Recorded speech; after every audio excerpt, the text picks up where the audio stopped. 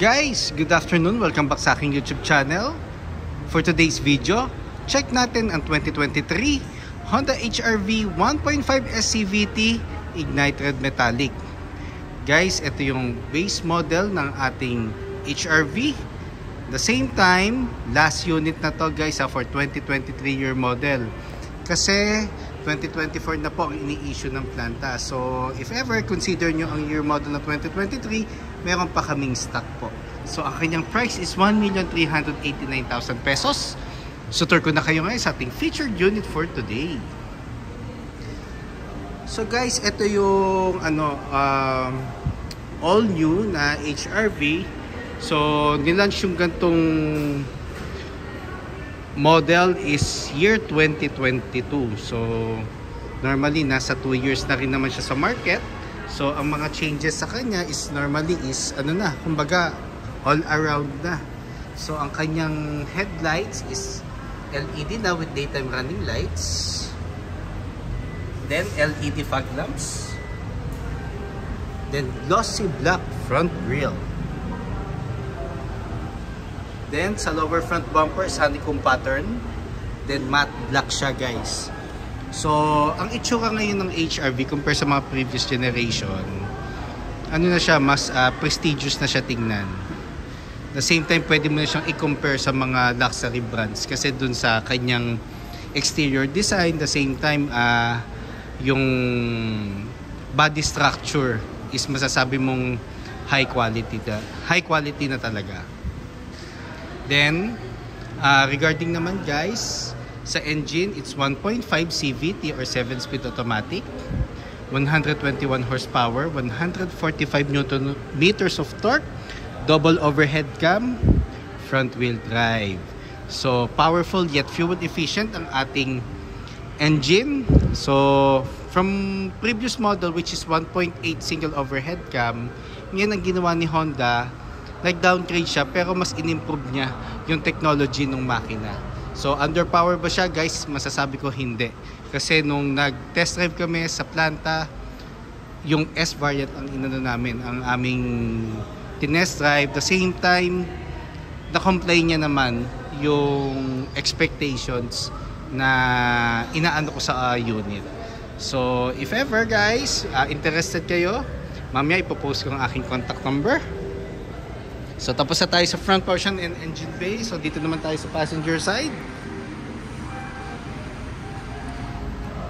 So, guys, regarding naman sa gulong, naka 17-inch two-tone alloy wheels tayo. Ventilated disc ang ating front brakes. Then, MacPherson strut ang ating suspension naman sa harap. Ground clearance is 196 mm. So, mataas din ang ating unit, guys. Then, ang fender natin, guys, is matte black. Pati ang side seal. Then, side mirror is door integrated na iwas blind spots. Then, side turning lights is nasa side mirror na din. Body color door handles sa front portion, guys. Then, with smart entry na siya. Then, ang ating door handles naman sa likod is nasa may pillar, which is color matte black. Then solid disc ang ating brake naman sa rear. Then axle type naman ang suspension naman sa likod. Then shark fin antenna na rin tayo guys, body color. Then meron tayong tailgate spoiler dito with combination of matte black. Then ang maganda nga pala kay Honda HR-V ngayon is yung kanyang tail light. So ang tail light niya guys is buo. So, from corner, then itong center, hanggang sa kabilang corner, guys. LED tail lights na siya. Then, meron na rin siyang reverse camera. Then, sa lower rear bumper natin is matte black with reflectors. Then, meron tayong option para palagyan ng backup sensor, guys. So, ang difference guys ng 2023 sa 2024 year model is the year model itself lang guys. So, as is siya, exterior, interior, features, lahat. Year model lang ang difference. Then, ito ang ating compartment. So, very spacious ang ating compartment space. Then, Spare tire is donut type. Then ang kanyang tools is nandito sa may sides. Then meron tayo tonneau cover which is detachable. Before kasi ang tonneau cover ng mga HRV is slide. So ngayon detachable na siya. Then ULTR seats tayo guys. ULTR seats. So sa fuel naman guys, gasoline. So minimum octane is unleaded. So if ever gusto niyo mag higher octane, walang problema as long na gasoline ang ilalagay natin guys. So dito naman tayo sa second row. So sa door panel natin guys, combination ng urethane with leather accents sa armrest. Then meron tayong 4 speakers and 2 tweeters for the S variant. Then fabric ang seats, adjustable headrest. Then sa center guys, meron siyang cup holder na dalawa dito sa middle. Then ang ceiling natin guys is light gray. Then sa middle section ng second row, meron siyang aircon vent. Then ULTR seats. Utility, long, tall, and refresh mode ang ating seats guys.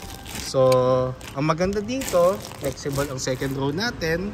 So kung 3 passengers, meron tayo additional compartment dito sa second row. So pag babalik na natin siya sa dating pwesto, balik nyo lang uli yung pinaka foundational seats. Then alaga lang sa pagbagsak or pagbaba ng upuan. Then nafu-full flat din siya guys.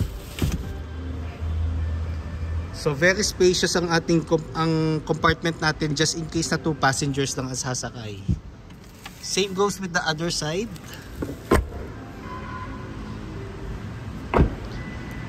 Then yun nga, smart entry na rin siya guys, pero meron pa rin siya namang manual key. So ang smart keys natin, meron pa rin siyang manual key na kasama. Then equipped na nga rin pala siya guys ng Honda Sensing. So lahat ng variant ng HRV may Honda Sensing na siya. So additional safety features siya na it gives assistance para do sa mga drivers. So dito naman sa ating door panel sa driver side, nandito ang ating mga buttons or switches. So power folding side mirrors na siya guys. Then adjustment ng mirrors left or right. So pag gusto mong adjust yung left or right, lagay nyo lang yung switch dito. Then ito yung knob nya para makuha mo yung angle na gusto mo for the mirrors. So meron tayong central door lock, window lock, and window switches. So regarding naman sa front seat, so fabric ang seats natin. Meron tayong height adjustment. And the same time guys, 4 ang airbags nga pala nito. So front airbags, dual front airbags. Then side airbags guys sa driver and passenger seat. Then height adjustment. Then dito naman sa pinakababa, nandito yung gas lid and yung sa hood. So regarding naman sa ano guys, sa steering wheel, so dito magpapasok muna tayo guys.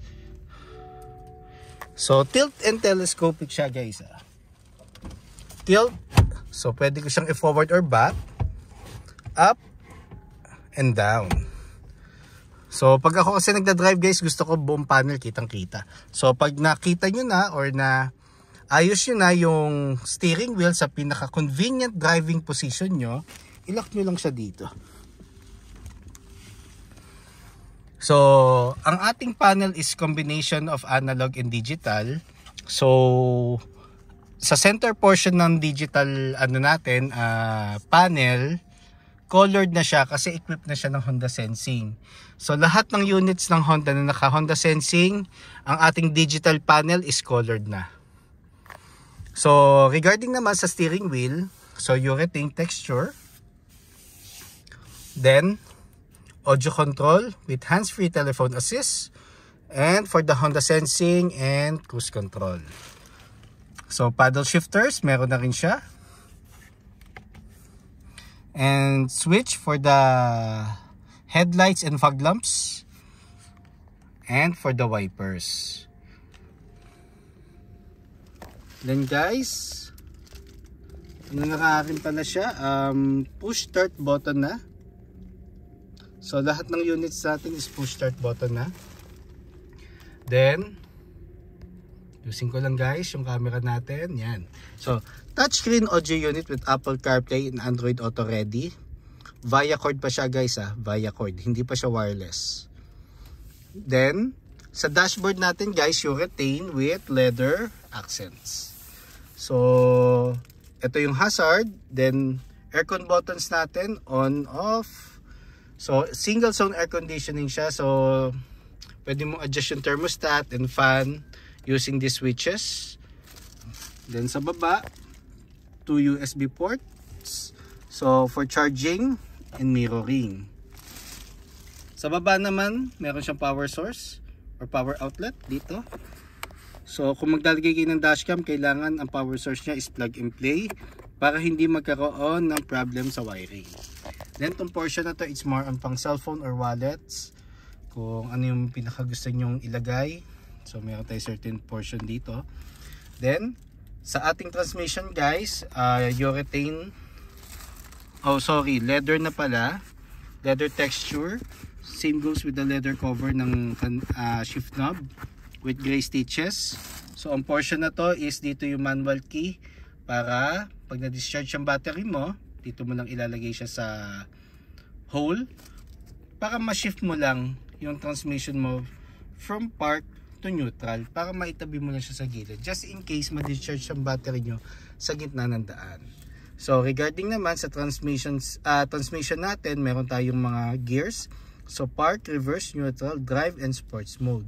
Sa sports mode guys, mas mabibigyan kanya ng additional acceleration, pero expect natin na mas magko-consume siya ng gasoline compare sa drive mode. Then dito naman sa gitna, meron tayong 2 cup holders. Then icon button, it promotes fuel efficiency. So kung hindi ka nagmamadali, more on city driving, i-on mo to para at least mas efficient ang consumption ng ating gasoline. Then hill descent control, newest feature ng ating Honda HR-V. So si HR-V ang una nagkaroon ng hill descent control. Ang function nito is hindi ka na kailangan gumamit ng brakes pag pa-downhill ka.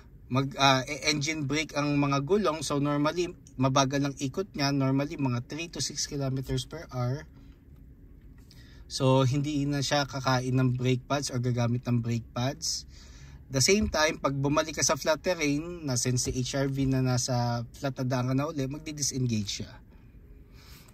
Electronic park brake, gagamitin lang natin siya pag magpapark na matagal or off na natin yung engine. Normally, pag activate is pull up, then pag i-release natin is press down. Brake hold, ito yung magiging handbrake natin pag stop and go tayo sa traffic. May 2 types tayo para i-off to. It's either i-on mo siya, then pag nag-stop ka, apakan mo yung brake, then manual off. Or kung gusto mo naka-standby siya at slow moving, normally mag-stop and go ka, apakan mo yung gas pedal, under ka kagad pag naka-on to. Pero every time na mag-full stop ka, automatic mag-handbrake siya. Yun yung pinaka-purpose ng brake hold. So meron tayong armrest dito guys. So leather na ang texture ng ating armrest. Console box. Sa console box guys, dyan tayo maglalagay ng candies, coin pairs, just in case na na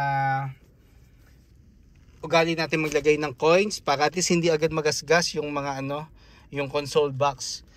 Ugalian natin maglagay ng coin pairs, then yung mga cords and car sense dito natin lalagay sa middle section. Then ito yung passenger seat natin. And glove box. So sa glove box guys, dito natin lalagay yung owner's manual, warranty booklet, hard copy ng insurance policy, and copy of ORCR. So guys nga pala, for HR-V, compare sa mga other units natin, mas mababa ang headroom niya. Kasi yung ang concept niya, it's more on compact crossover eh. Kung mapapansin natin yung mga early 2000 na HRV, mababa rin talaga ang ceiling niya. And kahit yung previous, yung sinundan nito. Kasi yun yung pinaka talaga niya design. Pero performance wise, engine performance, wala akong masasabi. Kahit 1.5 non-turbo engine siya. Napaka fuel efficient and yet napaka powerful. So LED na nga pala guys ang ating dome light. Same goes dito sa ating map light naman. LED na siya. Ugalian natin guys i-check kung naka-door or naka-on or naka-door or naka-on yung switch. Kasi pag naiwan natin naka-on yung mga dome light and map light, automatic madedrain ang battery. So ugaliin natin ilagay siya sa door or i-off na lang natin para meron tayong peace of mind.